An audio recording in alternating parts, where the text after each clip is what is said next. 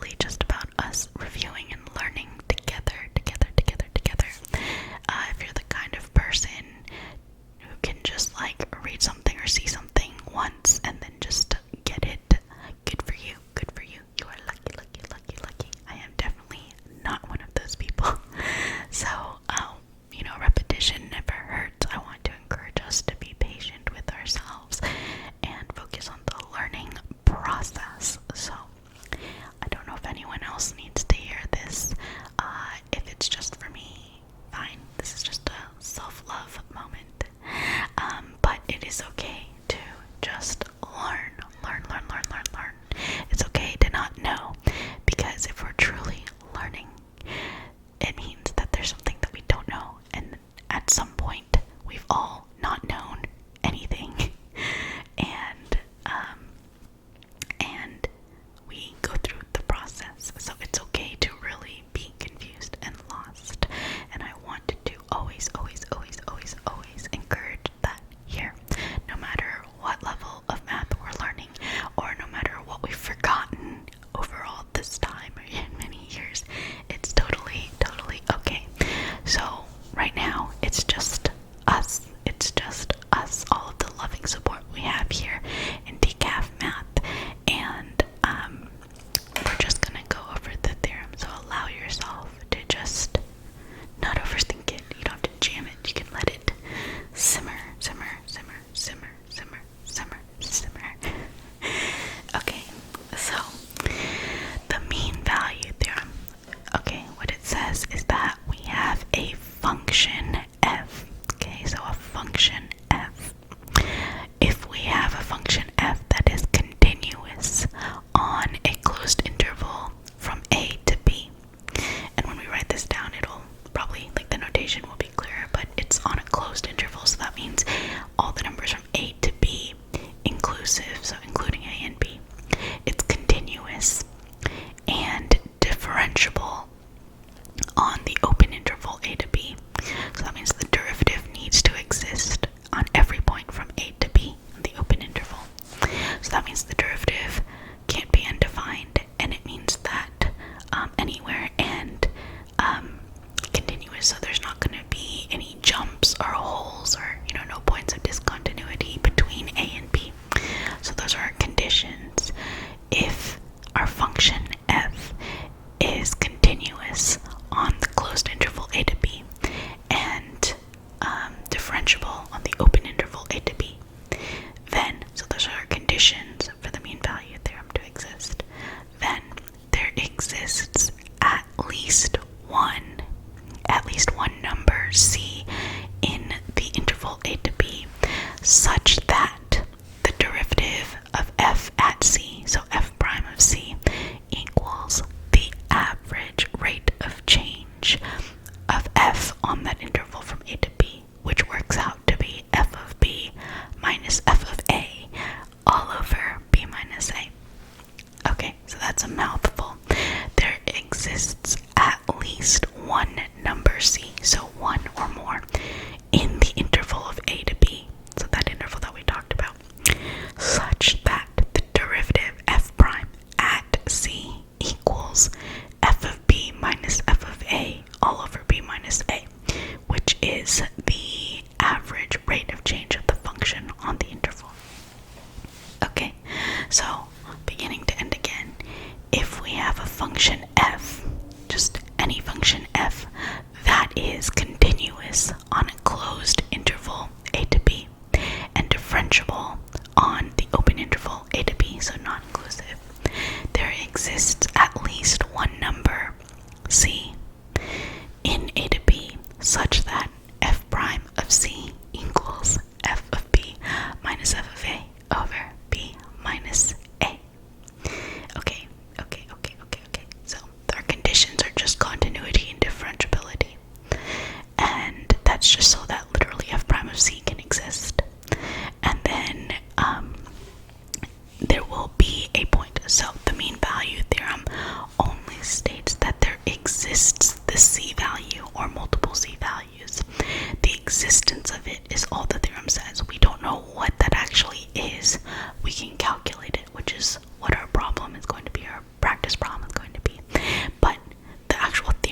just says that it exists. There exists some value c on that interval such that f prime of c equals f of b minus f of a over b minus a. Now that whole like f of b minus f of a thing is the slope of the secant line. We're going to draw it and it'll make more sense when I have the picture in front of me, but that is really the slope of a secant line. And so they're saying there is some value c, at least one, maybe more, such that the slope of the tangent line at that c, which is f prime of c, equals the slope of that secant line.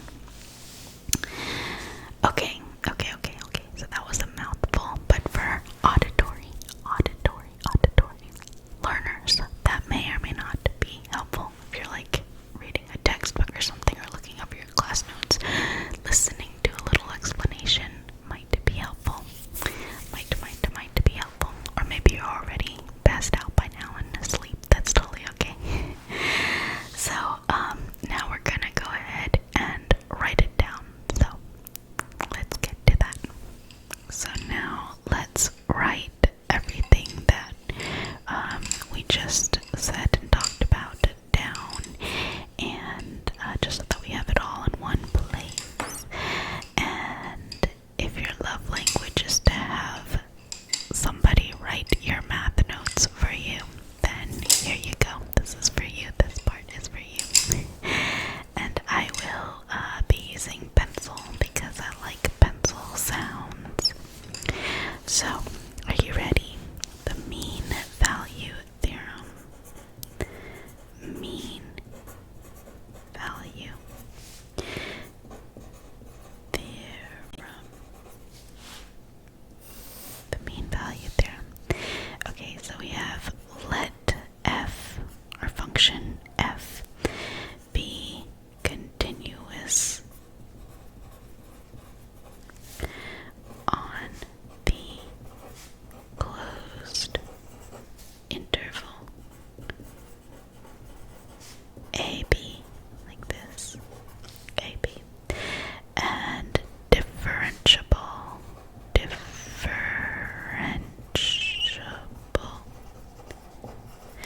on the open interval, so A and B like this.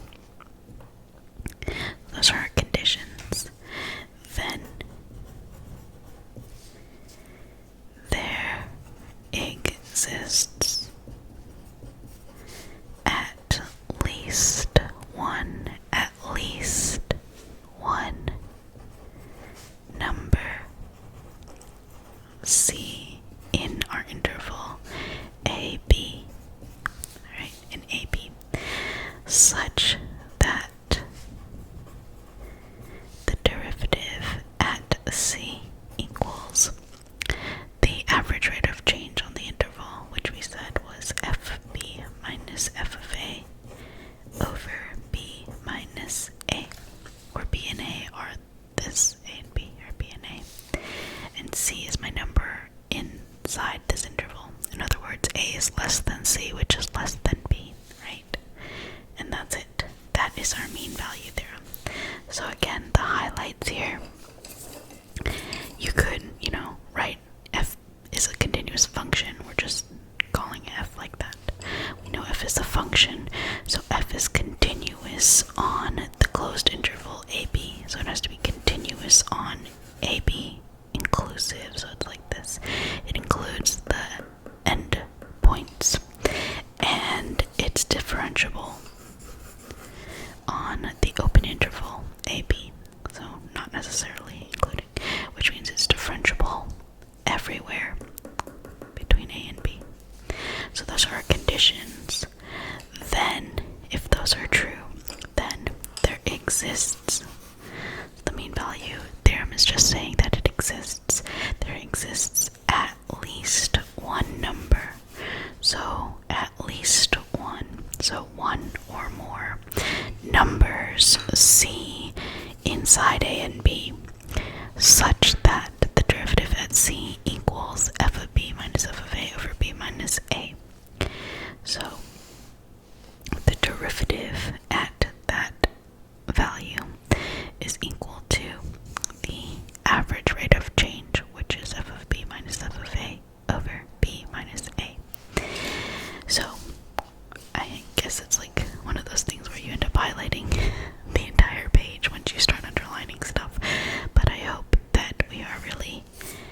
focusing on each piece. So continuous on AB, differentiable on the open AB, then there exists at least one, so one or more, C's inside of AB such that the derivative at C is equal to f of B minus f of A over B minus A. So that is our mean value theorem. And you might want to draw a picture. It might be helpful to just kind of have a generic picture to remind you of what's really going on. And so something like this might help. You can just kind of draw a sketch to remind us. If you're a visual person, this might be useful. But we have our xy coordinate plane. And let's just make up a function. So I'll just try and make this kind of more exaggerated to help us see what's happening. So let's just say this is our piece of our function, f of x, right? So as always, when we graph functions, we have point, right? And all the points are on the coordinate plane have x comma y, so an x coordinate, y coordinate. And if it's on the function, that means if it's on the graph, it means that the x and y coordinates are related by this f of x. So I give you an input x, then the y coordinate is going to be f of that input. So specifically, if I have a and b like this, a and b can be negative, it can be anywhere. This is just a generic sketch, right? So if I extend this straight up, then there's a point right here, and if I extend b straight up, there's a point right here. The coordinates of this point is going to be a comma f of a, because this is a point on our function. If I input a, then my output, which is my y, is going to be f of a. If I put one here, it's b comma f of b. So if I were to draw the line straight through these 2 points, like so, just connecting the dots here like this, this is a secant line because it crosses the function at 2 points, specifically our a and b parts, right? So this is a secant line. And the slope of this line is f of b minus f of a over b minus a. That's actually what this part is. The slope of this line between these 2 points is the change in y divided by the change in x. So we have f of b minus f of a over b minus a. And if you did it the other way around, the negatives would cancel and you would get the same thing anyway, right? So the slope of the secant line is this side of the equation. So what the mean value theorem says is that at some point, if we look at this part, there is some value c somewhere between this, at least one, between a and b, such that f prime of c, as we know, the derivative at an x or at a point, is the slope of the tangent line. So if I had a point here, let's say this were c, the derivative is the slope of the tangent line, where the tangent line is a special line that hits through that point at exactly that one point. So there's not two, there's just going to be one. So in this case, the tangent line would not be like this because it touches our graph twice.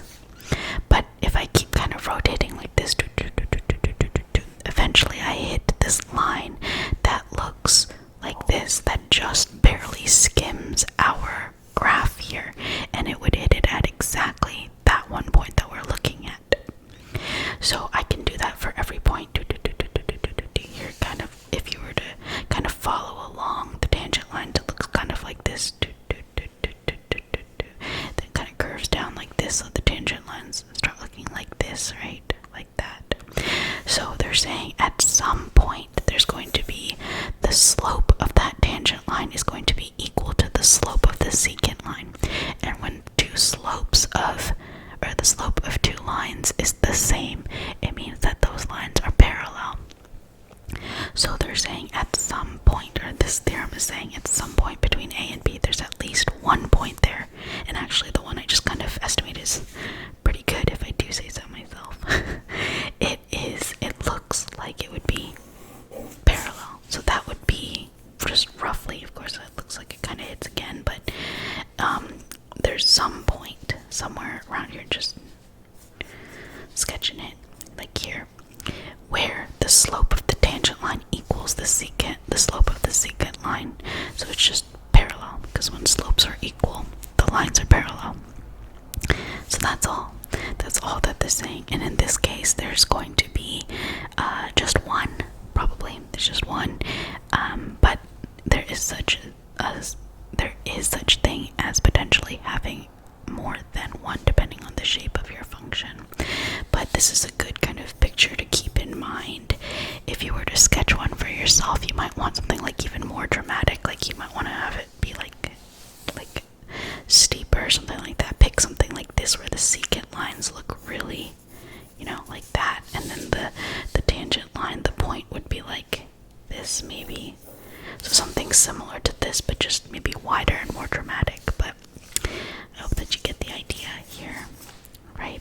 So the key point is that this part is the slope of the secant line, which is just the straight line that goes between my point A and B, or the point with the corresponding x values of A and B.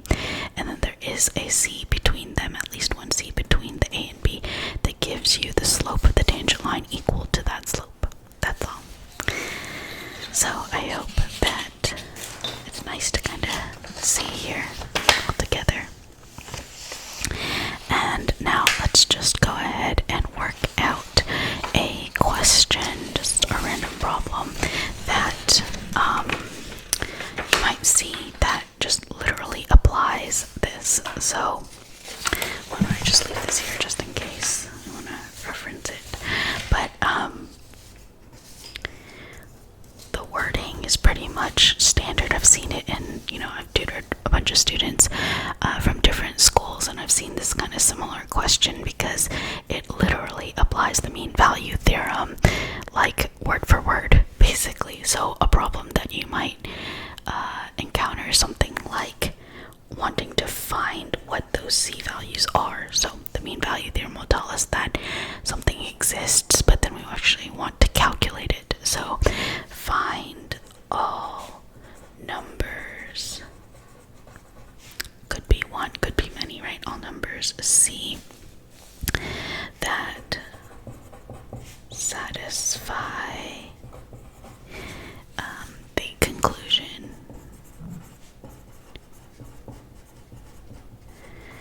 of the mean value theorem for, and then like some kind of specific function. And in this case, we'll just do, I don't know, just some random one, but x cubed minus 4x squared minus 3x on an interval. So in this case, 0 to 3, like so. So we're looking for all of those values, all numbers, one or maybe more. Okay, so before we apply the mean value theorem, we should probably just at least think about whether or not the conditions hold. So in this case, our function is a polynomial, x cubed minus 4x squared minus 3x. And so we know that it's continuous everywhere, and specifically on this closed interval 0 to 3. So this would be our A, and this would be our B. Very nice, very, very good. And then we know that it's differentiable, because the derivative of this is also going to be a polynomial, and it's differentiable, so that means the derivative exists everywhere on 0 to 3, the open interval. So our conditions apply, and that means that we want to find these numbers C. So we want f prime of C to equal f of 3 minus f of 0 over 3 minus 0. So that's what we're looking for. We want to find the C, where C is in 0 to 3. So it's got to be specifically between 0 and 3. So f prime of C is just going to be the derivative of this thing. So f prime of x is going to be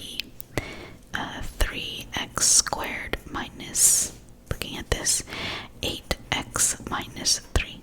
That's our power rule, right? When you take the derivative, these are all x to the n, x to the n, x to the n. And if you have a number in front, you can just pull the constant out. So you put the 3 down, 3x to the 3 minus 1, which is 2.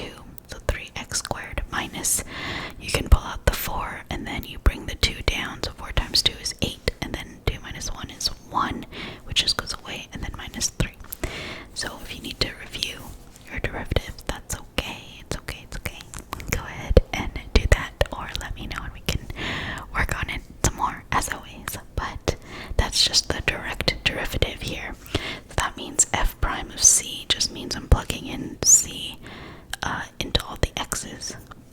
So 3c squared, because we're looking for the values where f prime of c, which is this, equals, and then f of 3 is this. We're not doing f prime of 3, we're just plugging in 3 straight into this again. F of 3, which is 3 cubed minus 4 times 3 squared minus 3 times 3 minus, and then thankfully you'd have to do the parentheses and plug in all the zeros, but 0, 0, 0. So the whole thing goes to 0, thankfully. That just goes away. The minus f of 0 goes away over 3 minus 0, which is 3. So just don't forget order of operations here, but now it's just an algebra problem, right? So we can actually do some practice and review with quadratics. So this is how math builds on itself, right? So be patient with yourself. So we have 3 cubed is 27 minus 4 times 3 squared is 9. So 4 times 9 is 36. Don't forget order of operations. Exponents happen first. Minus 9 over 3. This to me looks like, what is it? 27 minus 36 is negative 9. So negative 18 over 3. So that looks like negative 6 to me, right? 27 minus 9 is 18. Negative 18 over 3 is negative 6, yes. So as usual, now we have a quadratic, we have a c squared, we have a c, and then we have constant. So we'll want to move, or let me just write this straight down so we're on the same page here. So now I just want to move this over so that I have a 0 on the right side to solve this quadratic. I don't know if we can factor it or not, so we're just going to have to see. So that means we add 6 on both sides, so we have a plus 3 here. Looks good to me. And now we just have to see if we can factor this, right? Because we're looking for these specific values, c inside of 0 to 3. So I don't think you can factor it. Almost looks like you can, because it's a 9 minus a 1, but we have a plus here, so that's our problem. So that just means we have to use the quadratic equations, which means the value or values of c would be c equals negative b, which is 8, because negative 8, plus or minus the square root of b squared, which is negative 8 squared, which is 64, minus 4 times a, which is 3, times c, which is 3, over 2a, which is 6.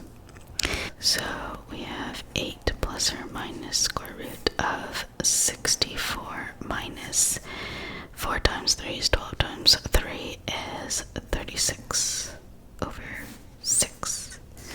So we have 8 plus or minus the square root of whatever 64 minus 36 is 8, 5, 2, 28. 28 over 6. So these are just calculations now, right? So not too bad. Some good algebra review. So of course, if you're struggling with this part, then we definitely need to go back and work on the algebra part. So don't worry if it's just all feels lumped together. Focus on just the concept for now. We can brush up on these little knots here. So now we can just go ahead and simplify this a little bit. I see the 28. You can just plug this into your calculator really, but I see like a factor of 4 that I can pull out. So 8 plus or minus 2 root 7 over 6. So just doing whatever simplification I can just to estimate it to make sure that we are still within our interval.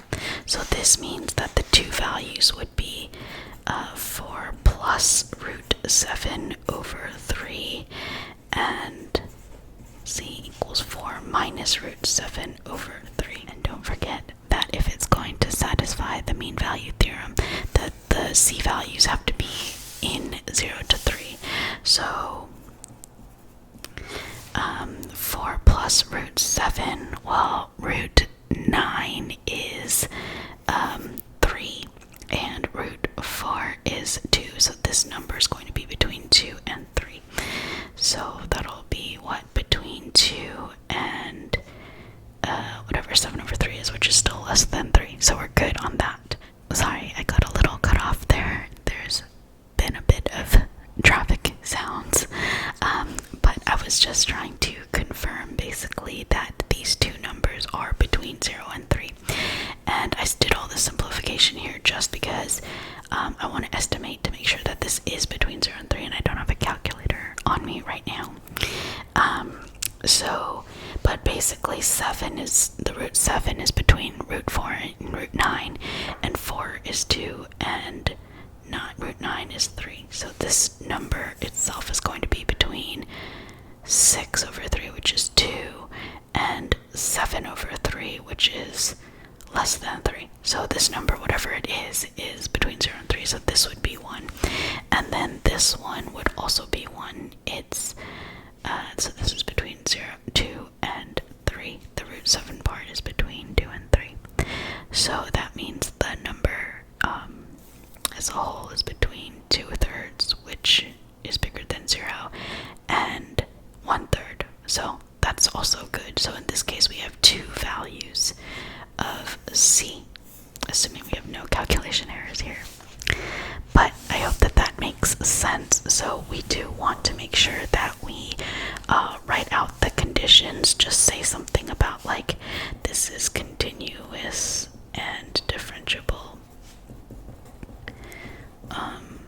But you want to make sure, it's continuous on the closed interval and differentiable on the open interval. And you can just say because this is a polynomial.